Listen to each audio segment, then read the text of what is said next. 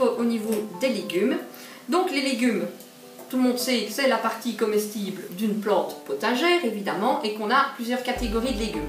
On a les légumes secs, tout le monde voit ce que c'est? Oui, avec tout ce qui est pois cassés, fèves, haricots, etc. Donc c'est toutes les... Je veux dire, c'est le fruit de la plante qui est arrivé à maturité et que l'on consomme après quand il est sec.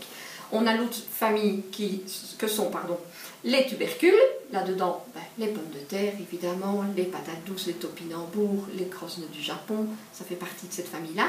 Et puis on a la dernière catégorie, les légumes verts. Et dans les légumes verts, là on peut encore classer les légumes verts en fonction de l'organe de la plante que l'on récolte.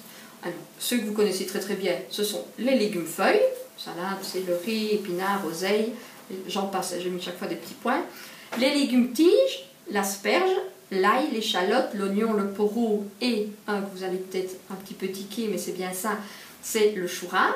Donc le chou rave, il a sa racine, il a la tige qui est la boule, et puis il a les feuilles qui viennent sur la tige. Ce n'est pas une racine, le chou rave, d'accord? Ok. Les légumes fleurs, chou-fleur, brocoli, les capres, les artichauts. Les légumes racines, c'est ce qu'on parlait tout à l'heure, donc carottes, betteraves, panais, navets, radis, salsifis, cerfeuil tubéreux, persil tubéreux, donc c'est les racines de persil, les racines de cerfeuil.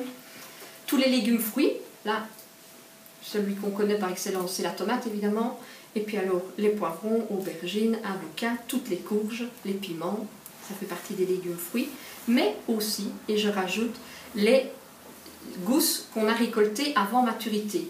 Donc tous nos fameux légumes secs de la première catégorie, si on récolte la gousse avant que le légume ne soit arrivé à maturité, on va rentrer dans les légumes fruits. Donc c'est le fruit de la plante. Donc les petits pois, les haricots que l'on cueille verts et qu'on utilise, les pois mange-tout, font partie des légumes fruits. Et alors pour terminer, on a les fines herbes, ou si vous voulez vous les appelez les aromatiques, avec ciboulette, évidemment estragon, laurier, persil, romarin, cerfeuil, font partie de ça. Les quantités recommandées selon l'OMS et beaucoup maintenant de nutritionnistes, même les médecins, on commence à s'y mettre et on le voit même, je vois le peu que je regarde la télé, consommer 5 portions et 5 rations de fruits et légumes par jour, donc ça commence à rentrer, je vais dire, dans la dynamique de santé, ce qui veut dire plus ou moins c'est 150 à 250 grammes par repas.